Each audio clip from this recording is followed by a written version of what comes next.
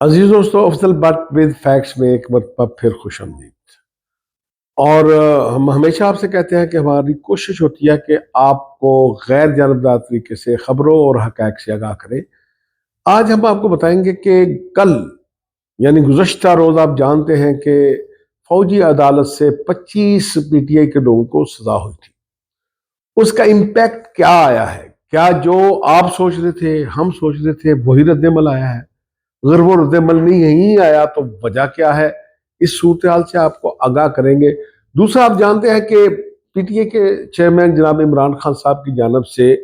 اتوار تک کی ڈیڈ لائن دی گئی تھی کہ اگر حکومت نے 2 عدالتی کمیشن قائم نہ کیے تو پھر سول نافرمانی کی تحریک شروع کر دی جائے گی۔ ظاہر ہے کہ ابھی تک ایک بھی عدالتی کمیشن نہیں بن سکا، 2 بننے تو دور کی بات ہے۔ اب دیکھیں کہ کیا خان صاحب اپنی اس صورتحال کو کس طرح آگے بڑھاتے ہیں۔ تاہم ایک بات جو حوصلہ افزا ہے، جو آپ کے لیے میرے لیے حوصلہ افزا ہے،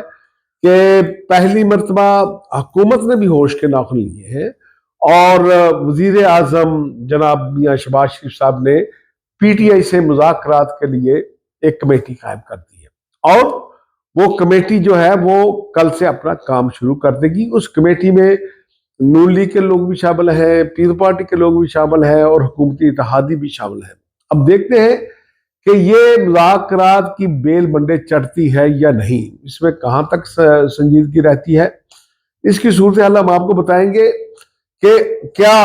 اب مذاکرات کی یہ کمیٹی اپنا کام جاری رکھ سکے گی یا نہیں، کیونکہ دوسری طرف آپ جانتے ہیں کہ 190 ملین پاؤنڈ کیس کی ججمنٹ ریزرو ہے،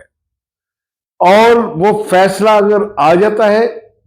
تو کیا یہ مذاکرات جاری رہیں گے، اور کیا خان صاحب جو ہیں وہ اسی طرح مذاکرات کی اجازت دیں گے؟ یہ وہ سارے موضوعات ہیں جس نے پی ٹی آئی کے لوگوں کو کنفیوژن کا میں مبتلا کر رکھا ہے، اور بہت سے لوگ آج بھی فون کر کے مجھ سے بھی یہ پوچھتے رہے، مختلف سیاسی جماعتوں کے کارکن، کہ اب کیا ہوگا۔ تو عزیز دوستو، یہ ساری صورتحال جاننے سے پہلے ہمارے طرف سے پہلے آپ سے گزارش ہے کہ اگر آپ نے ابھی تک ہمارا چینل سبسکرائب نہیں کیا تو اس کو سبسکرائب کر لیں، تاکہ ہم آپ کو حقائق پر مبنی جو ہے وہ خبریں روزانہ کی بنیاد پر پہنچاتے رہیں۔ پہلے آپ کو یہ بتاتے ہیں کہ آج کیا ہوا۔ اب آج پہلی دفعہ حکومت کی طرف سے سنجیدگی کا مظاہرہ کیا گیا اور ایک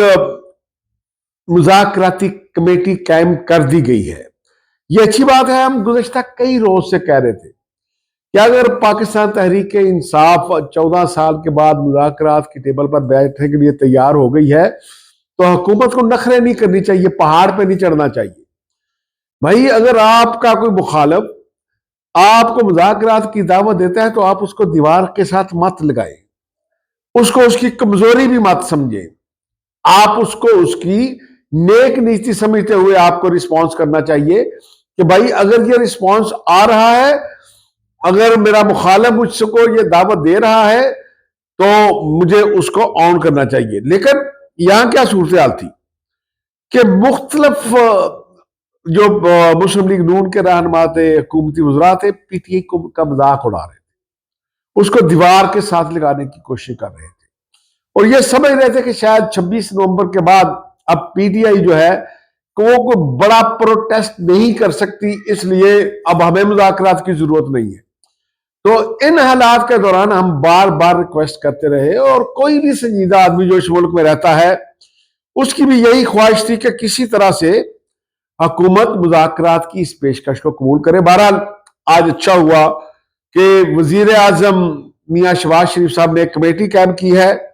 اور انہوں نے کہا ہے کہ اسپیکر قومی اسمبلی سردار ایاز صادق کی تجویز پر ہم یہ کمیٹی قائم کر رہے ہیں، اور کمیٹی میں نائب وزیر اعظم اسحاق ڈار صاحب جو کہ وزیر خزانہ بھی ہیں، رانا ثناء اللہ صاحب اور سینیٹر عرفان صدیقی صاحب جو ہیں وہ حکومت کی طرف سے یعنی مسلم لیگ نون کی طرف سے شامل ہیں۔ اس کے علاوہ اس میں پاکستان پیپلز پارٹی کو بھی نمائندگی دی گئی ہے، جس میں راجہ پرویز اشرف صاحب فارمر پرائم منسٹر ہیں، فارمر اسپیکر ہیں، اور سید نوید قمر صاحب جو ہیں ان کو پیپلز پارٹی میں سے رکھا گیا ہے۔ 2 ارکان جو ہیں وہ اس مذاکراتی ٹیم میں۔ اسی طرح خالد مقبول صدیقی صاحب جو ہیں ایم کیو ایم کی نمائندگی کریں گے، اور عبدالعلیم خان صاحب کی اپنی پارٹی، آپ کو پتا ہے کہ پی ٹی آئی کو چھوڑ کر انہوں نے استحکام پاکستان پارٹی بنائی تھی، اور چودھری سالک حسین صاحب جو ہیں وہ مسلم لیگ کاف کی نمائندگی کریں گے۔ اس حد تک تو لگتا ہے کہ گورنمنٹ میں اس میں کافی حد تک سنجیدگی کا مظاہرہ کیا ہے کہ مذاکرات برائے مذاکرات نہیں، اب صرف ٹائم گین کرنے کے لیے نہیں، بلکہ اب لگتا یہ ہے کہ کوئی نتیجہ خیز جو ہے وہ مذاکرات شروع کرنے کے لیے گورنمنٹ نے اتنی بڑی کمیٹی اور سنجیدہ کمیٹی بنائی ہے۔ اور خوش آئند بات یہ ہے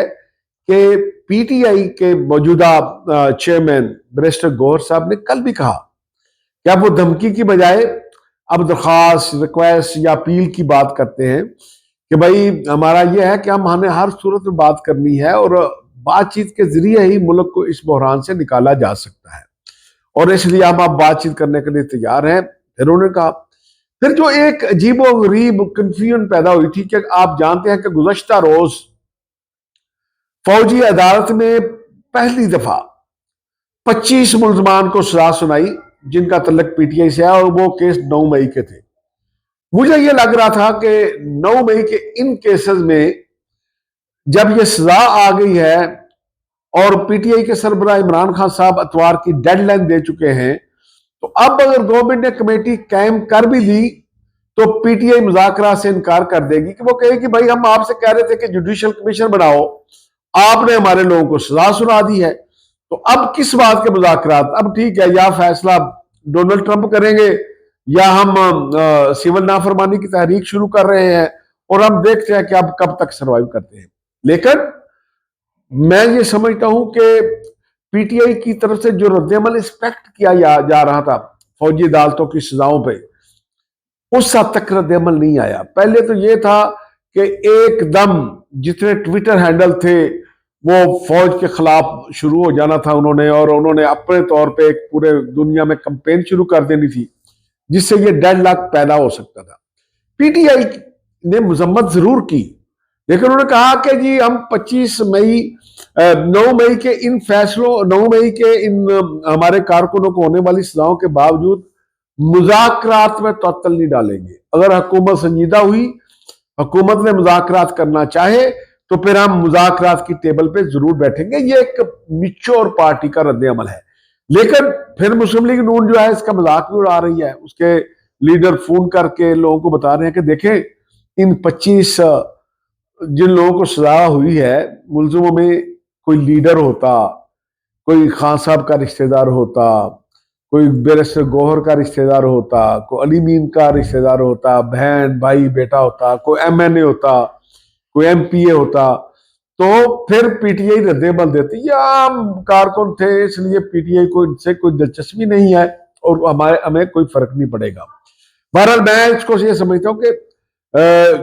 جب 26 نومبر کے سانے کے بعد پی ٹی آئی جو ہے وہ مذاکرات کی ٹیبل پر بیٹھنے کے لیے تیار ہے، تو پھر ان سزاؤں کے بعد بھی اس نے جو بیٹھنے کا فیصلہ کیا ہے، یہ ایک میچور پارٹی کی جو ہے وہ علامت ہے۔ اور دیکھنا یہ ہے کہ جو میں نے گزشتہ روز کہا تھا کہ خان صاحب نے جو ڈیڈ لائن دی ہے کہ اتوار تک حکومت جو ہے وہ 2 کمیشن قائم کرے، اور قائم نہ ہوا تو پھر سول نافرمانی کی تحریک شروع ہو جائے گی، اور میں اپیل کر دوں گا کہ باہر سے پیسے بھیجنے بند کر دیں۔ میں نے اس وقت آپ کو اپنی خبر یہ بتائی تھی اور اپنا تجزیہ یہ بتایا تھا کہ 190 ملین پاؤنڈ کی ججمنٹ جو ہے وہ ریزرو ہو چکی ہے، اور خان صاحب کی یہ کوشش ہے کہ میں کس طرح اس فیصلے سے بچ سکوں۔ اس لیے اب دونوں طرف سے یہ بارگیننگ ہوگی، یہ میں آپ کو پھر بتا رہا ہوں، کیونکہ 190 ملین پاؤنڈ کیس اسٹیبلشمنٹ نے بھی سنبھال کے رکھا ہوا تھا، حکومت نے بھی سنبھال کے رکھا ہوا تھا، ان کو بھی پتا تھا کہ آخر کار اس پہ کوئی بڑی ڈیل ہو سکتی ہے۔ اور اب 2 دن پہلے جب اس کا فیصلہ محفوظ کر لیا عدالت نے، تو خان صاحب نے اسی دن کہہ دیا تھا کہ بھائی میں نے اگر اتوار تک جو ہے یہ کمیشن نہ بنا، عدالتی کمیشن، تو پھر میری سول نافرمانی کی تحریک شروع ہو جائے گی، لوگ پیسے بھیجنا بند کر دیں گے۔ میں نے آپ سے کہا تھا کیونکہ امکان یہ ہے کہ پیر یا منگل کو یہ فیصلہ آ سکتا ہے۔ اگر کوئی مذاکرات شروع ہوئے اور آپ نے دیکھا ہوگا کہ پھر اس سے اگلے روز علی بن گنڈا پور صاحب جو ہیں وہ 1.5 گھنٹہ تک ملے عمر خان صاحب کے ساتھ ڈیالہ جیل میں، لیکن انہوں نے کوئی بات نہیں کی جرنلسٹوں کے ساتھ۔ پھر وزیر داخلہ جو ہیں محسن نقوی صاحب وہ پشاور جا کے ملے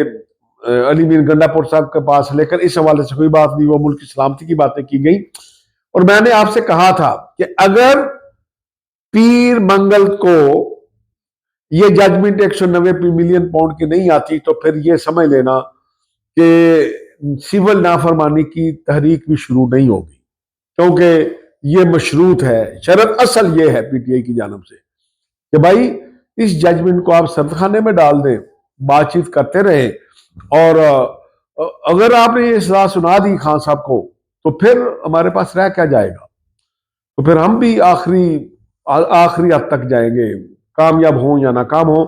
تو مجھے لگتا یہ ہے کہ یہ جو حکومت نے مذاکرات کی کمیٹی بنائی، جو پی ٹی آئی نے اس کو تسلیم کیا،